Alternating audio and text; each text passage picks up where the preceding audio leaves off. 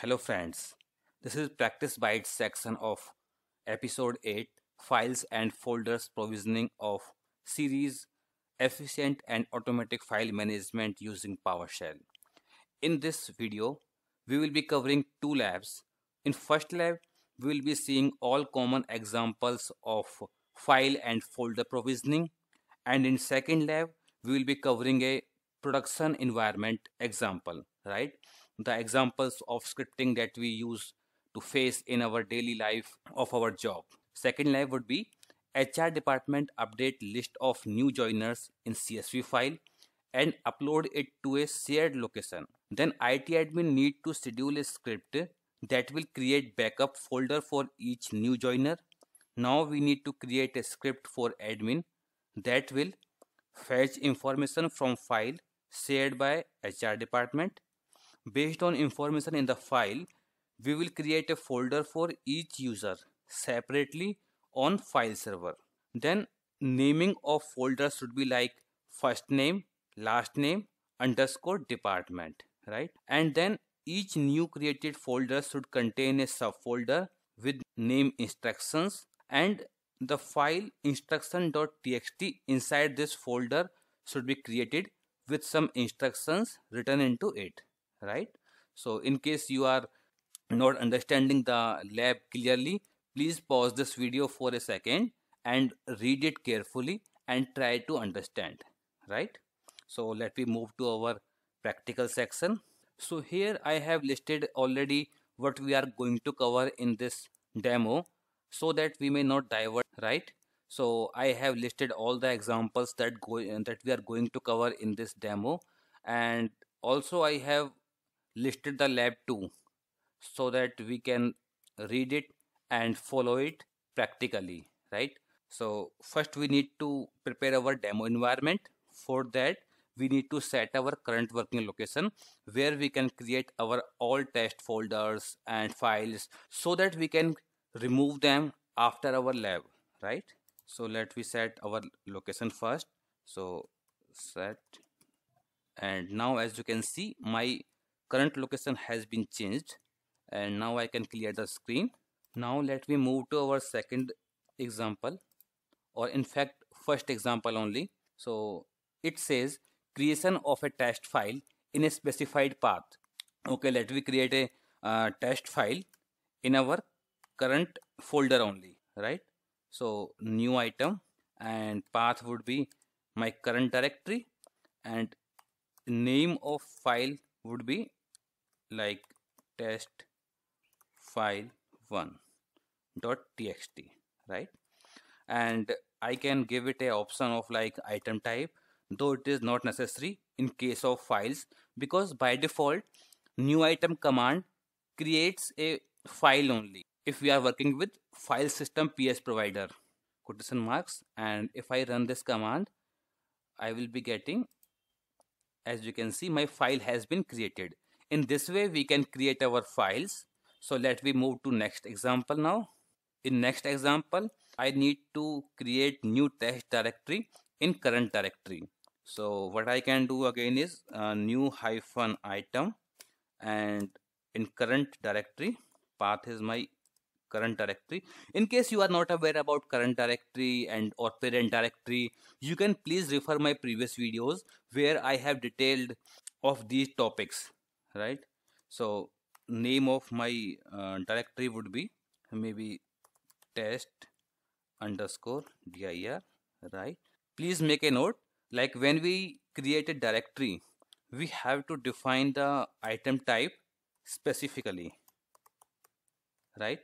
So if I run this command, as you can see, my directory has been created. In this way I can create directories.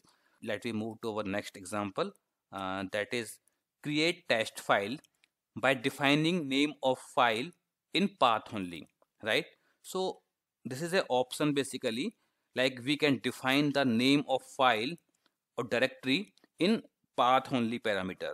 Like suppose I, so for easy identification, let me name it in same context, name in path dot txt, right? So if I try to run this, and you can see file has been created, and I have defined the name of this file in path only. And next one is create test file by defining path in name only, right? So this is second option. We can create our files by defining it in path parameter as well. Like, let me copy this for interest of time. So I can name it as name, and name in now this is path in name, right? So if I run this, my file has been created. This time I have defined path in my name parameter. Next example is create a test file with some content. I can take this example only, content in creation, right? So I can define some value over here, like this is my test value. Fine. So when this file will be created, it will have this content by default, right? So if I run this, as you can see, right? So if I try to get content of this file, right, or for ease, let me use full command, get content, so that you can identify it easily. And if I run this command, as you can see, I can see the content of this file, right?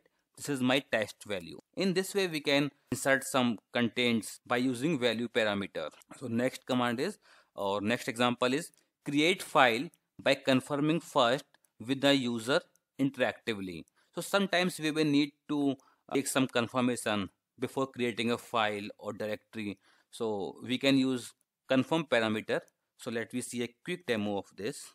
New hyphen item, and suppose if I create this, and you can see it is created without any confirmation.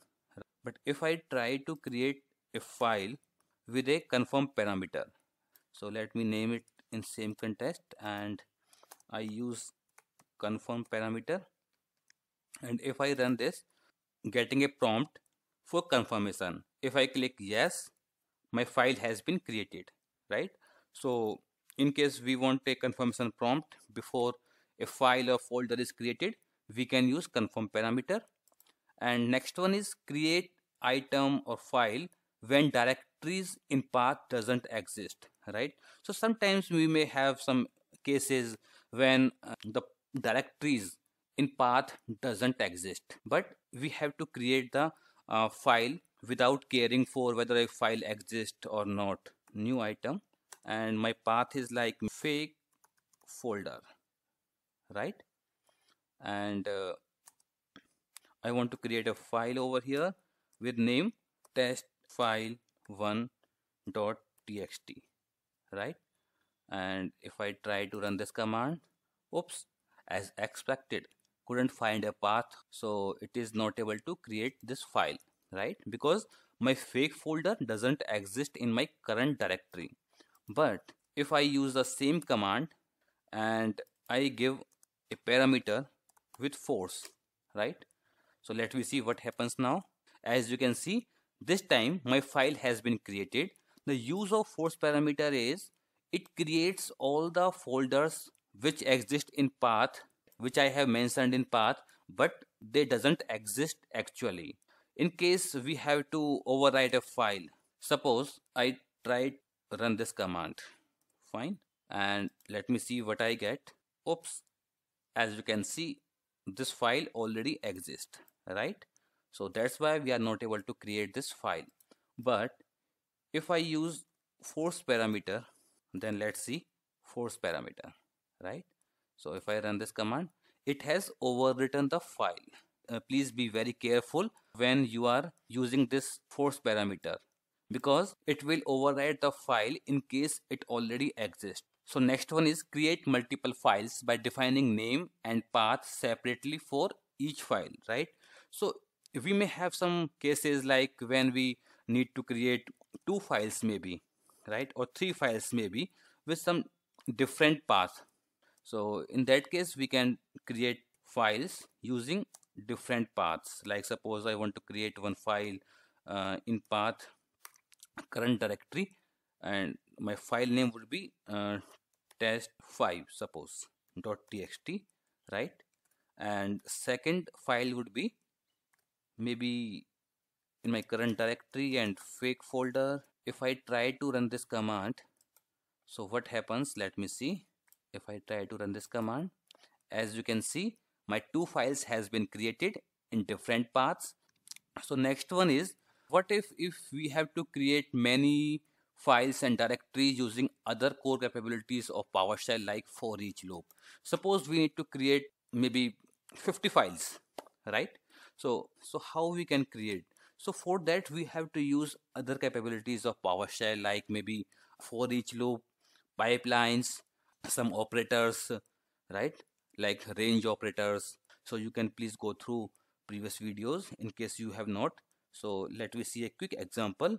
Like suppose we have to create 50 files, 50 txt files suppose, right? So what we can use is range operator and then for each loop. In case you are not aware about this percentage sign, this is a alias for each loop basically. So for your ease, let me its actual name. Next one is like new hyphen item, and path would be my current directory, right? And name of files, it would be suppose I need to give a custom name, right? Customized name or some fancy name. What I can do is I can make a fancy name. So my file name should contains file and a integer number that comes from this. And suppose I also need to define its extension, like suppose maybe txt, like this we can provide. As I told you, it's a best practice to define it. Otherwise, if we will not define, even then it will create files for us. So if we run this, you can see 50 files have been created just in seconds, right? So this is the beauty of PowerShell, and this is the power of PowerShell. Next example is, in case if we have to create directories as well, we can create in the same way, right? So we can define here directory in place of file, right? So if you want to see, I can show you, but let me leave it to you as a homework or as a practice for yourself, right? So next example is like differentiate file and directory.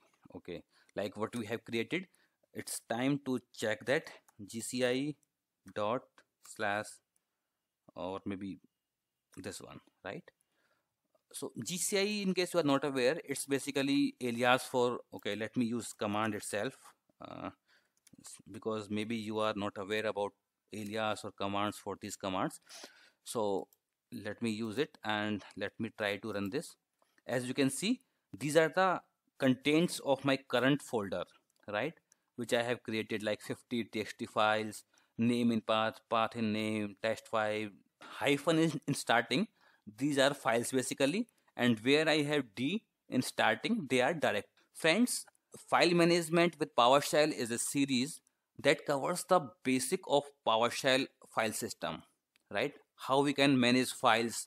It's basically file management with PowerShell that deals with all the basics of scripting. Because whenever we start to write a script, even very basic script, means we have started to deal with a file. So understanding of files, folders, paths, locations, it is very, very critical for efficient scripting. So my personal request that you please go through the series of file management using PowerShell thoroughly so that you can understand the basics of files, folders, locations, paths, and many more things. So it's very, very essential and critical. So please go through it. So our next example is lab 2, and here we will be finding solution for this production requirement, right? Requirement I have already gone through, and let me try to find its solution. Our first requirement is like fetch the information from file shared by HR department, right? So first of all, let me just clear the folder, this one.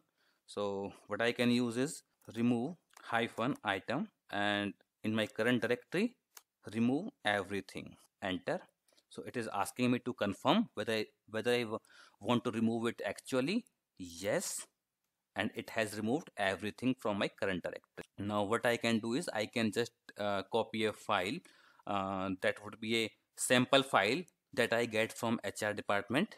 So now let me open this current folder, start dot PowerShell, right? So I have copied this file here, and if I open this, as you can see, I have a sample file that contains first name, last name, and department of user, right?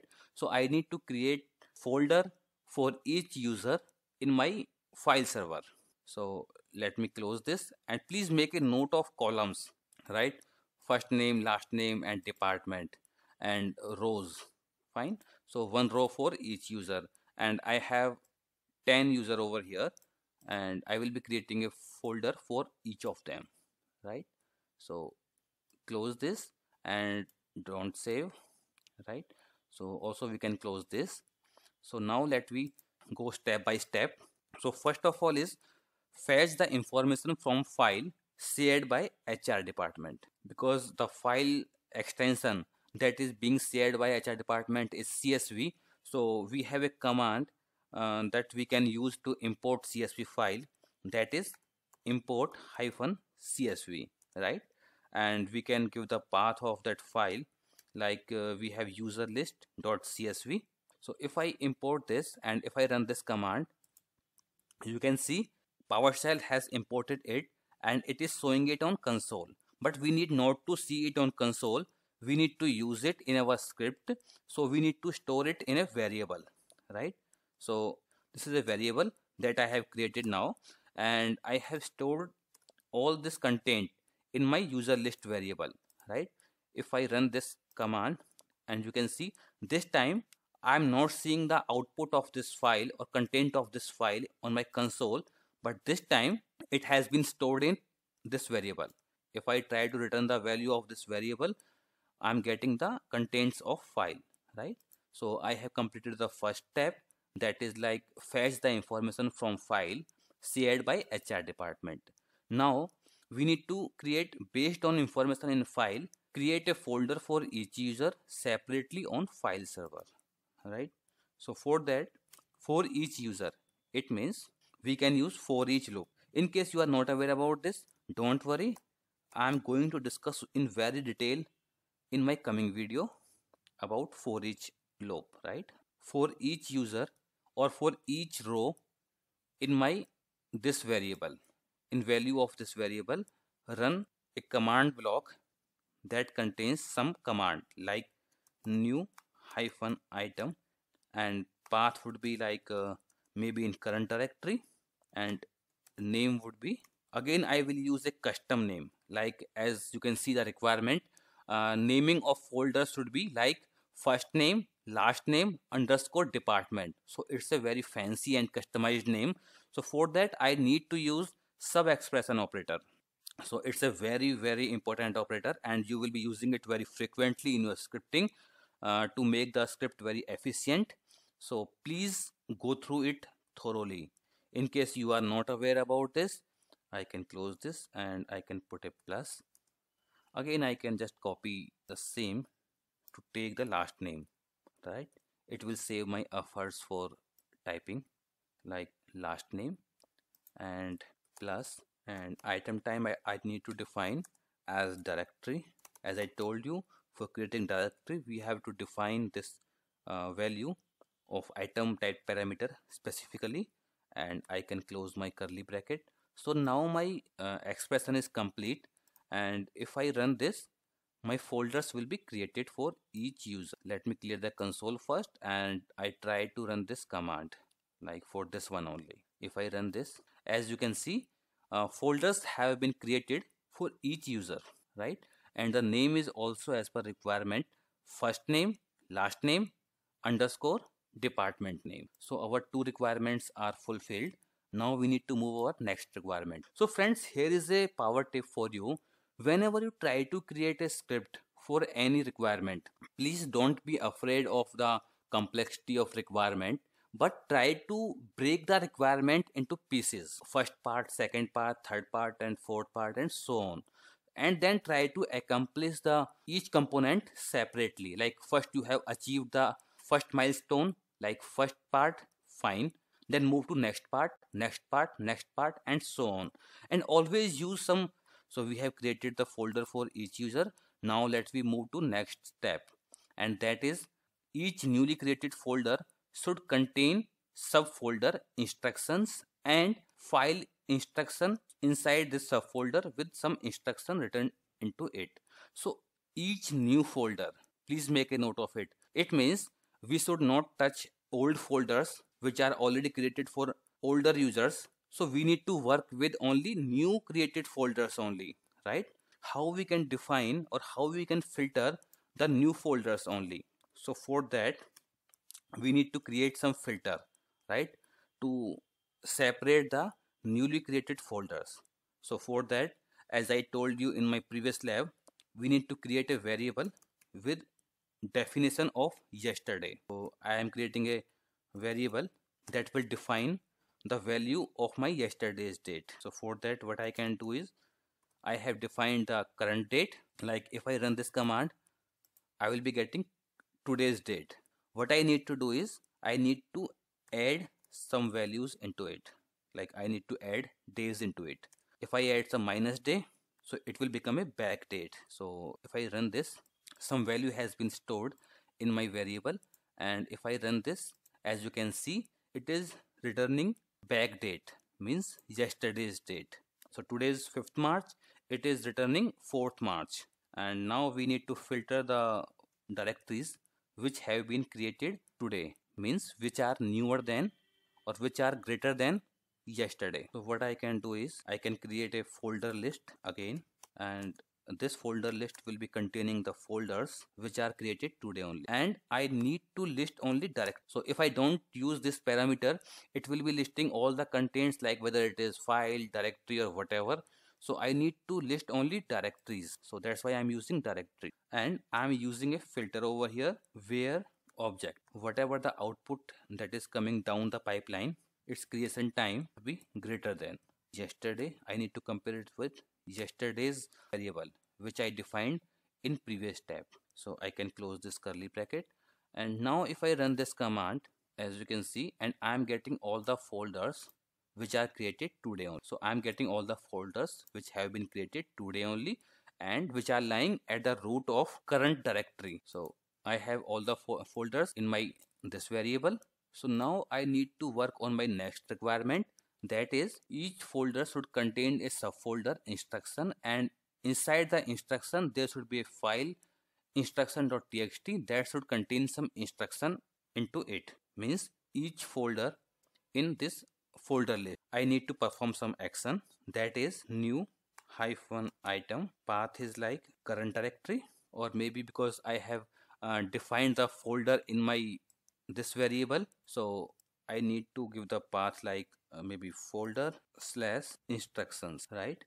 And in this path I have to create a file with name instructions.txt. Value should be choose this folder, and I can close my curly bracket, and let me try to run this part. So beauty of using any interpreter is we can run a specific portion of a script so that we can test that. If I run this, oops, I'm getting some error, and error is like could not find a part of path. Yes, because we have created the folders, right? We have created the folders, but we have not created this subfolder inside those folders. So that's why we are getting error like this path doesn't exist, so this file cannot be created. So for that we can use our force parameter, right? So what it will do is it will create all the intermediate folders which doesn't exist already, right? So if I run this command now, or if I run this code now, this time our files have been created in folder. And if I try to see the contents of file, I can see like in each folder I have one subfolder, and inside that I have a file, and this file has some contents.